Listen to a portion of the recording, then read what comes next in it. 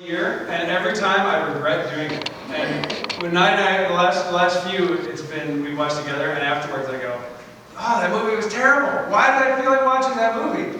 Every time, I hate it. I have a horrible feeling after. And for some reason, a few months later, I'm like, oh, we should watch it. And then I'm like, that was so, why? Why am I watching it?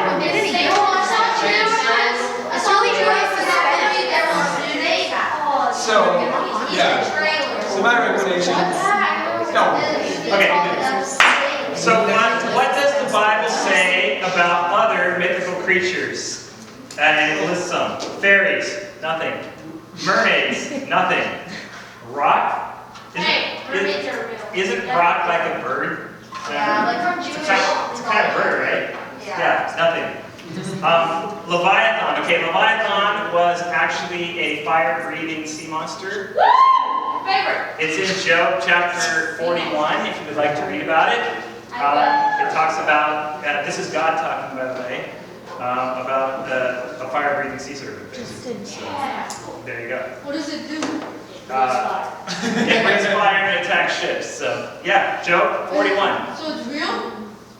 Apparently, if you believe God, it is real. I think it was real. I think, I think when you have those ancient maps, they have a little sea monster on there. I don't think that was intended to be cute, okay? That's intended to be like, hey man, that's where we found the sea monster, don't go there.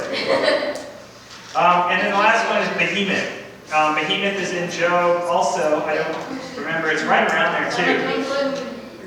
I think it's 40, if I'm not mistaken. And they describe it as how? And basically, the behemoth is,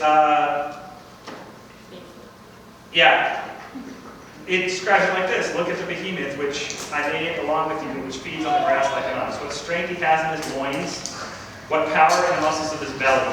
His tail sways like a cedar, the sinews of his thighs are close knit. His bones are tubes of bronze, his limbs like rods of iron. He ranks first among the works of God, yet his maker can approach him with his sword. The hills bring him their produce, and all the wild animals play nearby. Under the lotus plants he lies hidden among the reeds in the marsh. He eats plants. Giant animal with big giant arms and tubes of bronze, but tail like a cedar log. I don't know if you guys have ever seen a cedar log. You ever seen a log? How big is a log? Am I right? So is it real? And he's a vegetarian. So a lot of God can't even control it. No, it says God is the only one that can control it. Oh. God's talking to Job and going, who else other than me could control this creature? Alligator? Right. Is it an alligator? No, some people believe it's an alligator. I actually don't believe it's an alligator. I actually believe it's like a brontosaurus or a patasaurus. Oh, that's exactly what I thought too. A long neck and a long tail. It's a dillon. Yeah, it's like a dinosaur. Stop Dylan Hopkins. I'm pretty sure I know that's a project. That's the part of the Dylan. So I think you, yeah. So it doesn't say anything. Okay, we'll do that. All right, we had a good question, and I'm pretty sure I knew who answered it, so sorry if I asked it. I'm not going to make eye contact. Why do you guys have this? What are the pros and cons of going to a Christian school? Okay. Okay, so Matt went to a Christian school, and he couldn't think of any cons. Well, no, I could, but like not because hard. Okay. Yeah. So I said, okay, I'll take the cons and you take the pros. So he said, okay, deal. So I'm gonna go first and I'll tell you the cons. It costs money. That's a con. It costs money. One of the cons of a Christian school is that while they're trying to get a lot of Christians as Christian school, a lot of people that go to Christian schools are not Christians. And even so colleges? It can, even colleges, even this applies to Christian colleges as well. A lot of people that go to Christian colleges are not actually Christians. Why? If they're paying all that Hold money. on, Katie. I'm sorry. Hold on, but it's a good question. So a lot of people that go to Christian colleges are not Christians, and so, but they will try to blend in because that's human nature, is to try to blend in. So it becomes very difficult to actually figure out like who really is a Christian and who's not. Sometimes, and I know like in public school, you might get expelled, and if you get expelled from public school, guess what? Your parents usually will send you to a private school, and that private school is usually a Christian school, which means not only do you have the best of the best kids, wonderful Christian kids, but then you have the worst of the worst kids that got kicked out of the regular school for shooting somebody, right? I don't know, I'm not shooting somebody, but they got kicked out for doing something really bad, like bringing a gun to school or something. So You get kicked out for talking about Jesus too. you can't get kicked out for talking about Jesus. You cannot. You can't. Students are allowed to talk about Jesus in school. Teachers are not allowed to teach their religion to the students because that seems unfair, right? I mean, if a teacher were to teach all the students, you feel like you have to believe because they're the teachers. My teacher tries not to. Okay, so that's why teachers are not allowed. But students are allowed. As a student, you have the right to talk about Jesus all you want. If you want to do your paper about Jesus, go for it. Now you may suffer for your faith if your teacher doesn't like Jesus. Okay, I'm warning you in advance. But the law says that you do have the right to share your religion. You have freedom of religion. And freedom of speech. Because in school, the teacher is the government and you are not the government, right? Does that make sense? Yeah. And so the government is not allowed to spread a religion, but you are because you're a student. You're just a person. Okay? So keep that in mind. Jackie actually, when she was younger, you don't want me to tell the story? I can't tell the story. I can tell the story, right? When Jackie was younger, her teacher, she had a paper that she had to do in like 3rd grade or something. It said, who is your hero? And Jackie said, Jesus. So she did her paper about Jesus. And the teacher said, you can't do your paper about Jesus. And so I told Jackie, I said, no, you can do your paper about Jesus. And so later, Jackie did a magazine article, and we actually had a magazine article from the Answers in Genesis magazine, which is from Ken Ham's group. And the magazine article told all the rights that students have as students, which was pretty cool. It was all on one sheet of paper, told you exactly all the rights. Jackie did it in that class with that teacher, and the teacher was actually relieved and turned out to be a Christian, and she was just afraid, right? She was afraid of what was going to happen. That's why she did it. Wait, what's her name? That was a plan. She was fine.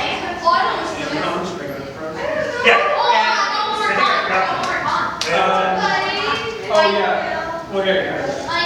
Well, first, you don't really get to hang out with other people, more diverse area. Right. You get more. Yeah. The other thing is, like what he's saying, you don't learn to stand up for your faith in the case of opposition, right? If you go to a public school, there are going to be kids that are not Christians, and as you guys are learning, you're having to stand up every day for your faith, and you learn what you want, what you believe. You guys are coming here with questions specifically. I would say 90% of the questions on this list are questions that your friends have asked you, or at least made you feel like you didn't adequately know the Bible. That's why you're here asking these questions, right? So that's not going to happen as much in a Christian school because you won't have those. Yeah, that's not going to happen as much in a Christian school because you won't have those challenges and feel like you don't know. You'll feel like you do know it because all your friends are reading with you and are going to know. See if we answer. So, great transition because I've told you guys about the school that I went to. I also didn't feel like I was equipped. I was not ready when they had to go to a public school in 7th grade. I had no answers. I had no answers for anything. I didn't know how to live. I didn't know how to act around people who weren't Christians. No idea what to do. And that was not very good for me at all. I had a very rough middle school and early high school experience because of that. Okay. Keep in mind, that was only my school. Not all Christian schools are like that. And to go to the pros, for example, even after my experience in a Christian elementary school, I still chose to go to a Bible school in college, which was great. And in fact, one reason that I chose this school, Moody Bible Institute, is where I went in Chicago. One thing, I still am.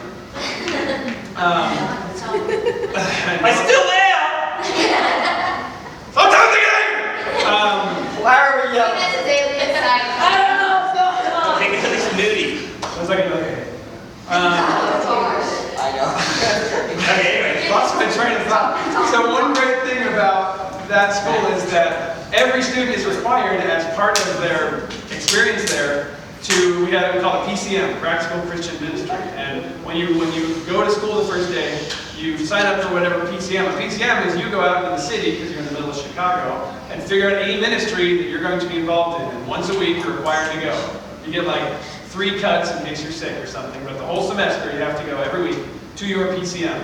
So the first one I got assigned to, since I played guitar, was we went to nursing homes and we put on like a little short 45-minute church service. And so someone who was like studying, pastoral or like teaching, he would preach. I would do like the music time, And people loved it, like the little people. And we visit with them too. We just go around and say, hi, I'm Matt, and like, how are you? Because, people in those homes, They love to talk. they love to talk, and and people don't visit them. They have boring days. Anyway. Then I switched to doing youth ministry. Hey, that's interesting. At a church that was there in Chicago, and I made a lot of really good growth there. So the good thing is, I told you about my elementary school. I didn't have a chance to really get roots in my faith, but I did learn a lot about the Bible, and I had a lot of answers. So whenever I did actually decide to follow Jesus, it was like I had a head start. It was like I already knew the Bible, I already knew everything, and like I dove in, man. I was like rocket ship. Jesus all the way, So there's a lot of pros, and another thing is you make great friends who, and especially at Christian college, is more what I'm referring to. You make a lot of really good friends, and you bond really quickly. I met my wife there. There you go. Highly recommended. So you went to a Christian college? I did. Yeah. I went to Transcript. I went to Georgetown. Yeah, so yeah, and I have a lot of good friends I still talk to, just awesome memories. We had tons of good, clean fun. Never thought about going out to a party where there's bad stuff. Just like around good people, all kinds of crazy things that we probably shouldn't have done were really funny. But not like sinful. Like throwing mattresses off the 3rd floor into the parking lot. Yes! You Or- did! Or riding down I'm not gonna go there. Or riding down the stairs. So to close that question, Right. we might be able to get to one more if we do this quick. To close that question, life is all about balance. Even as a Christian, the Bible teaches that too. You should have balance. You don't want to be so overzealous that you don't use your actual brain and you're all emotion. Ecclesiastes 7. I love Ecclesiastes. So the point is, there's Don't good be and bad. overwise, need to be overwise. Why destroy yourself? Do not be a fool. Why die before your time? The man of God is the one that avoids all screws. That's the verse. Okay, so yeah, so there are goods and bads about Christian schools. There's also goods and bads about public school, and some of those bads can be worse than the bads of the Christian schools. So Yes. Like we're more exposed to temptations, Yes. going to parties and doing Right. bad things. So just remember, there's good and bads about everything. There's good and bads about this church. There's good and bads about having me as a youth pastor. Okay, there's good and bads about everything. So don't take this as like, oh, there are bad things about Christian schools. I can't believe it. Yeah. Nightmares. Yeah. There are some bad things about Christian schools, but the good outweigh the bad in many cases. So there you go. We have to do a really quick one. Wait, That's all we have I have time for. Yes. So what? Here's the okay. How is this? Hey, go to a Christian school, because you're Christian, and you just, want to learn about Jesus. But then we also need it in a public school, where there's people like my friends who need me to talk about Jesus to them because they are hopelessly lost. Yeah, that's how I was gonna say. Like, if there were Christian schools, or Christians could be distributed to people that aren't Christians, that they can tell, like. The verse about that is, "You are the salt of the earth." That's right. Because that means the world would be bland without a little bit of salt. Nadia knows this well. By the way, when we're cooking, Nadia goes, "Need more salt." Salt makes things Nadia, can you flavorful. talk to my wife, please? Makes salt. Jackie, do not say that later tonight. Okay. But yeah, so we are the salt. We're what makes the world a really good place. We need to be out there in the world, making it flavorful, making it like interesting and fun and good. That's our goal there. So yeah, we don't want to be holed up in Christian land, okay, in a little bubble, and like there's a world out there. So balance. You want to balance between time with your Christian friends, time with people who aren't Christians. That's a good balanced life. Do you have a question? Okay, last. So my friend Nick, he believes in a show called Cosmos, and it's about. Oh. Yeah. You're not the only one. And then he's like, Oh, well, yeah, watch the show. That's how you know everything's on the Jason, Uh, Dylan. We all Okay. Thank you. we all care so the last one? much. Jimmy, this one or this one? That's why I said we all care. Let's do this. Let's I think this one's short. shorter. Let me just say this real quick. We're gonna answer. Shh, everybody. We're gonna answer one or two more. It is 8:45. If your parent is here, there you go. But if your parent really wants you to hear another question, then they can stay. I can stay. You stay here. I'm going to stay with you. Next question. Which one? I want to do these two. One of those two. Let's do the bottom one first while we still have most of the people here. Okay? Alright, ever since we talked about demons and stuff, I get scared in the dark and start imagining demons. Oh, that was either me or Nick. I pray and that helps. That's what I was thinking. But when demons possess you, if you are just thinking about them, but not inviting them in at all. Okay, who here in this room has accepted Jesus as your Lord and Savior? Raise your hand if you have accepted Jesus, okay? So that means if you are raising your hand right now, if you've accepted Jesus, better keep your hand up because the next part's important. You cannot be possessed by a demon. Okay? Okay, now, you should not have an unhealthy interest in demons, okay? Don't go around looking at it, don't study it, just avoid it, okay? That stuff is from the devil. If you start looking at it, he will try to tempt you away from Christianity somehow. You're stepping out of his playground. You don't want to do that, so please, please, please do not do that at all. Don't think about it, okay? If you start thinking about it and you're scared, Jesus, okay, the Bible says he that is in you, which is Jesus, is greater than he that is in the world. Who's in the world? Satan. Who roams around the world? Satan, right? So Jesus is greater than Satan, okay? That's a good mathematical formula for you. Jesus greater than Satan. Okay. 777 is greater than 666. No. Okay, so Jesus is greater, so a demon cannot affect you, okay? He cannot possess you. He can't do anything to you as a Christian. He may, obviously do things to people who are not Christians at times, especially people who try to, again, start looking at that stuff, right? The wrong kind of stuff. When you start getting involved in that stuff, that's when people will get possessed by demons. But just being in the dark and being scared, that's fine, right? Well, we are all in the dark. I used to be scared when I was a kid. And it got dark. I used to be scared. I think every kid, even up to your guys' age. Oh, it's not that long ago. And the other night, I saw what I thought was like a flashlight by the front door for a second. I grabbed a knife. I'm scared. I'm come on, Graham, let's go get the bad guy. And Graham's like, you scared. There, Carson has a good quick story. I'm just saying, at Mondo, I had this great idea to tell scary stories, and literally, it was none of us could go to sleep. Literally, it was 4 in the morning, and literally, dying and shaking and half to death. And then right when Matt asked if we wanted him to pray for us, and we said sure, and then he did, and all of us fell right to sleep. Yeah, that's right. I thought of a really good Bible verse and an analogy that's going to help this. There's a verse, and I'm paraphrasing because I don't remember where it is, but it says, set your minds on things above, not on things of this world. And there's another verse that says, whatever's pure, whatever's lovely, think upon these things. Okay, I'm a driving instructor, I've probably told you that. What we say all the time, look where you want to go. I had a kid yesterday who was making a left turn, and he's just staring out the front window. I'm like, dude, we are going to crash, okay? Think of it this way. If I would like to walk out the door, what happens if I look like this? Bad things happen if I do that. And I hit my head on. So, what the Bible says, set your eyes on God. Set your eyes on things that are lovely. This is what happens to the kids who are driving, and you're going to do this too. You're going to see parked cars, and you want to look at them because you want to make sure you're not hitting them. But guess where the car still goes when you look at the parked cars? It still The more goes you look at the parked car, toward the cars. the more you look at the parked cars, you will start going like this because you're looking at the parked Wherever cars. you look, you're going to go there. That's what happens in driving. But you'll find it's very interesting, and it feels weird at first, but if you just look at the road, you'll never hit the parked cars. You'll just know where you want to go on the road, and it just happens very easily, very nicely. Okay? So, do the same thing. Do the same thing with God. You set your eyes on where you want to go. Maybe find a role model. Say, I'd like to be like that.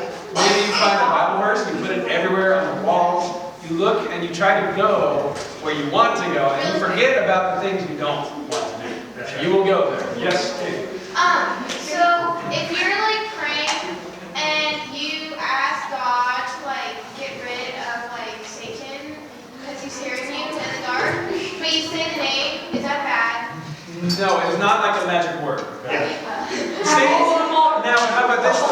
try